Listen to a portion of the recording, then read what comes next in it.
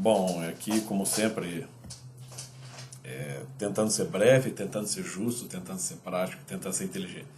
Então eu gostaria, assim, mais ou menos de narrar de uma maneira mais... Tentando, né? Narrar de uma maneira mais sucinta, que foram meus anos de infância na escola, né? Bom, claro, o que eu quero deixar claro aqui que tudo que que eu for contar aqui é tudo que eu estou rastreando pela memória, né? Puxando pela memória, as situações mais marcantes e mais, vamos dizer assim, que ficaram assim mais concretizadas, né, na minha memória, na minha consciência. E nada disso aqui é uma experiência traumática, nem estou querendo me fazer de vítima. É simplesmente o que eu passei. Então, posso começar assim, narrando, né, a minha vida na escola, mais ou menos com esta cena. Estamos eu, meu pai e as minhas irmãs. Eu sou o filho mais velho. Tem mais duas irmãs que vêm depois de mim, esperando a condução, ou seja, o ônibus da escola que no qual eu teria que subir para ir para a escola. Eu ia me levar até a escola. E é claro que eu estava tremendo nas bases, porque a impressão que eu tinha naquele momento é que meus pais simplesmente estavam me largando, me abandonando no mundo, né, me despachando para um outro lugar, né? E a sensação é que eu ia ter que entrar naquele ônibus e eu não saberia quando que eu ia voltar para casa. Embora eu fosse voltar apenas algumas horas depois, a sensação é que eu estava indo, sabe, mais ou menos como no Kafka, né, para uma colônia penal. A minha irmã, a que vem logo depois de mim, ela só iria iniciar na escola um ano depois. Mas ela estava louca para ir para a escola. Naquele momento ela dizia para o meu pai: pai, eu queria tanto ir com o Paulo.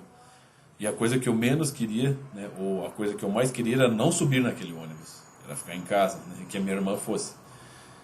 E, claro, né, quando eu subi no ônibus, os meus temores se confirmaram. O primeiro que naquele tempo, a condução não é como é hoje. Era um ônibus velho, bastante precário, né, quem dirigia o ônibus, você tinha lá a tia do ônibus, né, aquela que cuida das crianças, mas você tinha... O motorista era um tiozão, mais ou menos assim, um tiozão de boteco. Dizia assim: sobe aí, guri. Né? Então, era toda aquela criançada se divertindo, todos ansiosos por chegar na escola. Né? Todos, menos eu.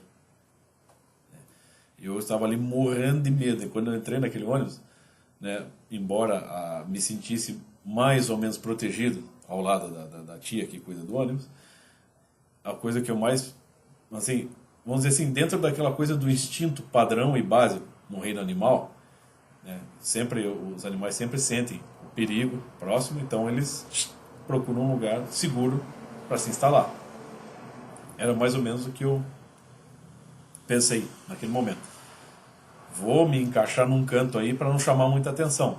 Era todo mundo brincando, todo mundo se divertindo, era só ali o fracote medroso, né, ali, encolhido, né. E a coisa que eu mais tinha medo é que justamente chamar a atenção, porque sempre tem aqueles coleguinhas que são maiores, apesar de ser da mesma idade que você, são maiores que você em tamanho, né, fisicamente, e são bastante maldosos, vamos dizer assim. Então é claro, mas consegui sobreviver, né, até chegar na escola. Quando eu desci do ônibus, descemos num pátio, estávamos cheios de ônibus, né, os mesmos tipos de ônibus decadentes chegando lá. Aquela criançarada descendo, toda aquela zona, aquela confusão, eu perdido naquele meio. Engraçado que eu olhava para os lados, parecia que todo mundo estava perfeitamente norteado. Era todo mundo conversando, rindo, eram grupos de amigos aqui e ali, criança correndo para lá e para cá, né, alguns pais juntos, mas todos pareciam sabiam para onde teriam que ir. Só eu não tinha a menor ideia do que eu estava fazendo ali, muito menos para onde eu deveria ir, que sala que eu deveria ir. Por sorte, estava lá um primo meu, né, que estava chegando naquele momento, um primo que era um pouco mais velho que eu. Isso foi mais ou menos em 1984, 85. Eu tinha lá 7, 8 anos. E esse meu primo já tinha uns 12 anos. Daí ele falou: Paulo, vem aqui comigo que eu já sei, o teu pai me avisou e eu vou te levar lá para tua sala, tal. Daí eu fui com ele, né? E naqueles corredores é vamos dizer, aquela selvageria, as crianças zoneando mesmo, né? E daí ele me largou lá na porta da sala, né? claro, né, para, vamos dizer assim, para intensificar ainda mais, né, aquele meu sentimento, aquele meu constrangimento, quem estava lá? Quais as pessoas que estavam me esperando na porta da sala? Os meus pais. Eles queriam participar daquele momento comigo, né? Então meu primo se despediu deles e eu tive que, né, forçosamente me despedir dos meus pais. A professora fechou a porta atrás de si e como eu fui o último a entrar na sala de aula, então eu só olhei, vamos dizer assim, olhei aquele monte de crianças, todas sentadinhas nas suas carteiras, todas já organizadinhas com os cadernos e o lápis em cima da mesa, a apostila, todas me olhando com aquele olhar de escárnio, né? Tipo assim, né? Quem que é esse idiota, né? E eu ali, né? Não sabia nem onde ia sentar. A professora me indicou um lugar, né? Que eu até gostei, que era, me parecia um lugar bastante seguro, que era lá no fundo da sala, no canto da janela. Então eu fui até lá, né? Meio assim, tremendo. Me instalei ali e não tinha a menor ideia do que tinha que fazer. A professora ia passando as matérias, eu não entendia nada. Eu tinha que pedir ajuda para colegas, né?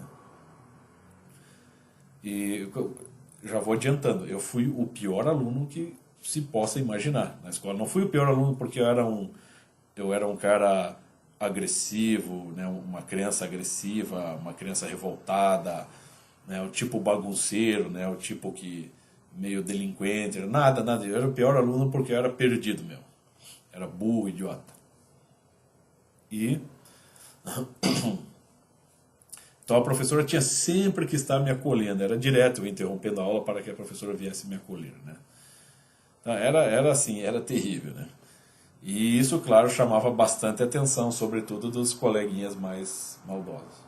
Mas a questão é a seguinte, foram passando os tempos, eu estava ali no pré, naquele tempo era assim, você tinha o pré, depois você tinha o primeiro ano, segundo ano, terceiro ano, tal, até chegar na quarta, na oitava série, né? Vamos dizer, esse era o primeiro grau. Depois você tinha o segundo grau, que eram mais 3 anos, né? Primeiro, segundo, terceiro ano do segundo grau e depois você tinha a faculdade. Naquele tempo era assim. E é claro que eu fui ao longo do tempo conseguindo... Eu nunca me articulei bem na escola, mas com algumas matérias eu consegui me identificar. Sobretudo era mais assim, a parte de inglês, né? A matéria de língua inglesa. E a aula de educação artística, naquele tempo tinha educação artística, era assim que se chamava.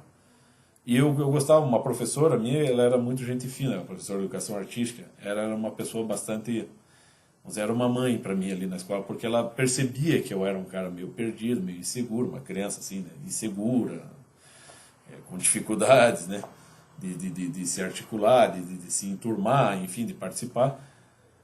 Né? Então ela, na aula de educação artística, ela deixava eu à vontade. Você cria o que você quiser, desenha o que você quiser.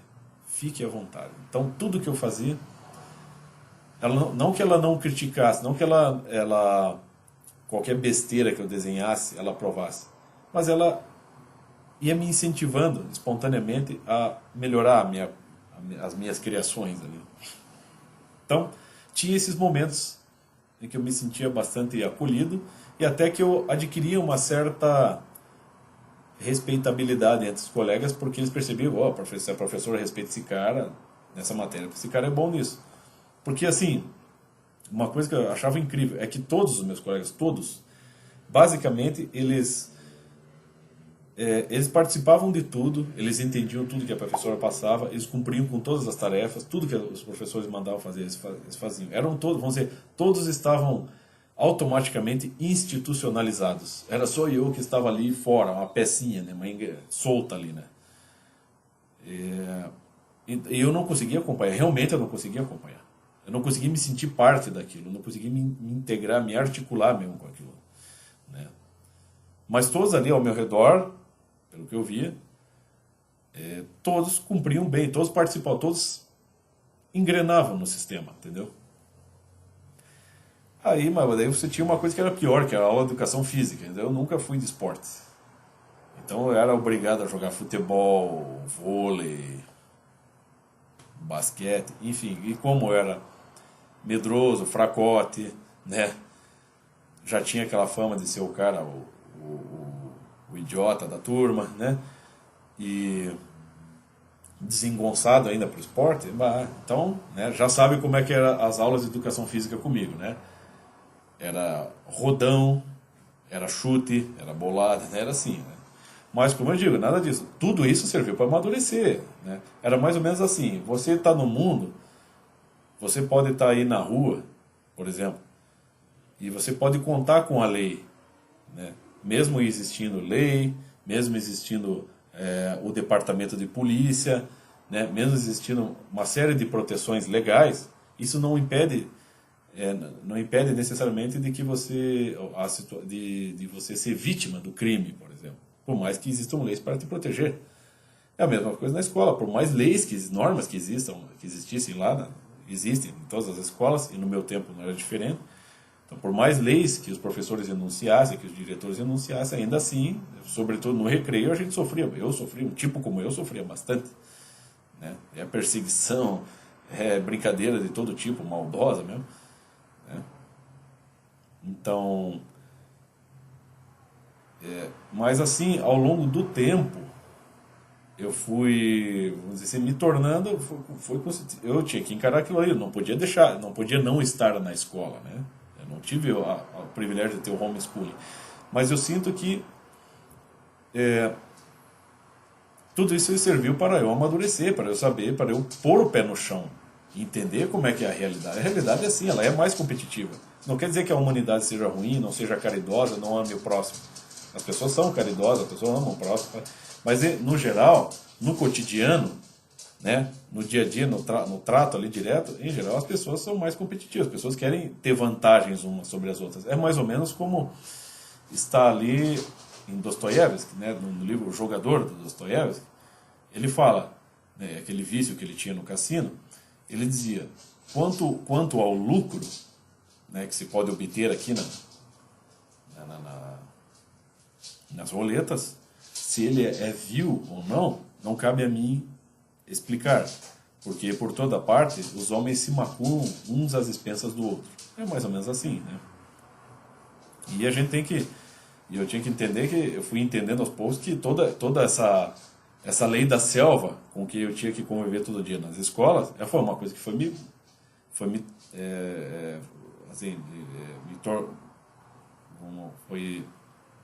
tornando uma pessoa mais esperta, mais capaz de lidar com o mundo, com a realidade. Eu fui sempre o pior aluno, mas uma coisa a escola me ensinou a pôr o pé no chão, a estar dentro da realidade e aprender a me virar diante da realidade. A realidade, ela sim, ela é mais grotesca, né? Ela é mais bruta, mais rude. Né? Então, pelo menos isso eu fui começar a me interessar, na verdade, por estudar, por aprender coisas. A minha educação, de fato, ela veio depois da escola. Quando eu concluí o segundo grau, aí eu comecei a me interessar por estudo, e uma pessoa da minha família, percebendo que a minha educação foi muito deficiente na escola, tanto por culpa da escola quanto por culpa minha, ela foi, de fato, me instruindo naquilo que eu deveria ter aprendido antes. Né? Então, daí, ao longo do tempo, eu fui amadurecendo, mas eu nunca consegui me articular com um grupo nenhum. Né? Assim, essa é a questão de caráter. Não estou querendo dizer assim que, nossa, eu estou acima dessas pessoas. Mas uma coisa eu tenho que observar. Que todos os meus amigos, meus colegas, e você vê, com muitos deles eu ainda tenho contato, mas 30 anos depois eu ainda tenho contato com esse pessoal todo. Eu sinto que, vamos dizer assim, tudo parece que, a impressão que eu tenho muitas vezes é que tudo que eles tinham que aprender na vida parece que eles aprenderam lá. Ficou, vamos dizer assim, cristalizou uma forma e ela não se flexibiliza mais, ela não se expande também. Todos agem mais ou menos conforme aquilo que estava já, conforme a sua rotina institucionalizada nas escolas. Né? Muitos são pais de família, têm empregos, né? Têm filhos, mas não sinto um verdadeiro amadurecimento, né? Num sentido mais amplo, né? E mais humano. Eu vejo muitos amigos meus, por mais competentes que sejam, estão muito mais interessados em exibir vantagens, né, em suas vidas. E não necessariamente um amadurecimento, um tornar-se cada vez mais... tornar-se melhor, né, tornar-se mais gente, mais homens. Né, vamos dizer assim, perceber coisas para além daquela rotina ali, né? Por exemplo, muitos amigos meus, claro, eles estão muito interessados no que... qualquer um pode perceber isso. Qual amigo seu não vive contando vantagem? Ele tem o melhor emprego, ele tem o melhor carro, ele tem o melhor salário, ele tem a mulher mais gostosa, né? Já percebeu também que em todas as brigas o cara se dá bem, ele se dá bem no esporte, né? Em tudo, o cara se dá bem. Em geral, e isso, quando um amigo meu já adulto hoje, da minha idade, da minha geração, da minha idade, começa a falar nesse nível comigo, a primeira coisa que posso me recordar diante disso é aquela situação de infância, que era o melhor nas tarefas escolares, cumpria com todos os deveres, era o melhor em todos os esportes, era o cara mais popular. Então me parece que muita coisa às vezes se cristalizou lá, né, justamente porque as pessoas se engrenaram com muita facilidade no sistema. Para mim nada era tão óbvio assim, não era óbvio para mim, tão óbvio para mim aprender, né? Por mais que a pessoa podia explicar 1000 vezes, eu não entendia, entendeu? Era mesmo uma dificuldade, era bloqueio, fosse o que fosse, não era o meu interesse, né? Mas eu sentia que as pessoas ali estavam cumprindo, né? Ou seja, estavam cumprindo deveres, né? Todos os meus colegas cumpriam-os muito bem, mas ao longo do tempo fui percebendo que eles faziam isso de uma maneira muito mais automática, né? Mecânica, né? Seguindo muito mais um instinto, uma lógica, adquirindo um hábito num sentido muito linear, mas sem conseguir adquirir uma verdadeira autonomia na consciência, entende? Então é claro que e você vê, chega ao ponto que um colega meu, colega de infância, de escola, que depois trabalhou comigo na PUC, você vê, ele vivia, eu digo assim, foi uns 4 ou 5 anos atrás, ele reparou que eu estava sempre com um livro na mão, né? Depois do expediente eu estava sempre lendo. Daí ele veio conversar comigo e falou, pô, Paulo, você está sempre lendo, você está fazendo alguma faculdade, você está estudando para algum concurso, você está pretendendo mudar de emprego, conquistar algum outro cargo? Eu falei, não, eu simplesmente quero aprender. E ele disse, você é louco? E a maior parte dos meus colegas de trabalho, mais ou menos da minha idade, me vem estudando, lendo livros e fazem a mesma pergunta. E quando eu respondo que eu simplesmente quero aprender coisas, quero me tornar mais inteligente e por conseguinte saber me virar melhor, né? A única coisa que eles pensam de mim é que eu sou um louco, que eu sou um cara, sei lá, um poeta, um iludido, né? Um cara que não tem muito o que fazer da vida, um cara sem ideia, enfim. Porque me parece que estão muito presos a uma lógica institucional. Você tem que se dar bem na vida. Você tem que conseguir o melhor emprego, a melhor mulher, o melhor carro, ganhar o melhor salário. É sempre uma série de vantagens, que são vantagens espaço-temporais apenas. Mas não é realmente um intensificar, um amadurecer, um crescer, né, no sentido mais plenamente humano, vamos dizer assim, né? E a maior parte desses colegas meus todos têm opiniões muito prontas sobre as coisas. Eu falei, eu não tenho opinião pronta. As minhas opiniões são todas ou ridículas ou esdrúxulas, né? Então, o meu interesse sempre não é o interesse em ter um cargo melhor. Quando eu estudo, quando eu passei a me dedicar à vida de estudo, que foi uma coisa com que eu me identifiquei muito, né, depois da escola, o meu interesse é justamente aprender a me encontrar comigo mesmo, a me encontrar mais com a realidade, né? Para ilustrar o que eu quero dizer, posso citar aqui, por exemplo,